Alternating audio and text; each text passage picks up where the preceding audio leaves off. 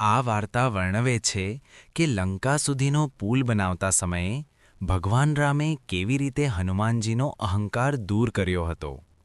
પૂજા કરવાની તૈયારી દરમિયાન ભગવાન રામે હનુમાનજીને કાશીમાંથી એક પવિત્ર શિલા લાવવા મોકલ્યા, પરંતુ પોતાના અતિશય વેગ અને શક્તિ પર હનુમાનજીને ઘણો ગર્વ થવા લાગ્યો. ભગવાન રામે હનુમાનજીના આ અહંકારને ઓળખી લીધો. તેથી હનુમાનજી પાછા આવે તે પહેલાં જ તેમણે રેતીથી એક પ્રતિકાત્મક દેવરૂપ રચના બનાવી અને તેની સ્થાપના કરી દીધી. જ્યારે હનુમાનજી પાછા ફર્યા ત્યારે તેમને લાગ્યું કે તેમની આખી મુસાફરી વ્યર્થ ગઈ. તેઓ નિરાશ અને વ્યાકુળ બન્યા. ત્યારે ભગવાન રામે હનુમાનજીને પડકાર આપ્યો કે તેઓ પોતાની પૂંછડીથી આ રેતીની રચનાને ઉખેડીને બતાવે. હનુમાનજીએ પોતાની અપરિમિત શક્તિનો ઉપયોગ કર્યો, છતાં તેઓ એ નાનકડી રચનાને પણ હલાવી શક્યા નહીં. એ ક્ષણે તેમને પોતાની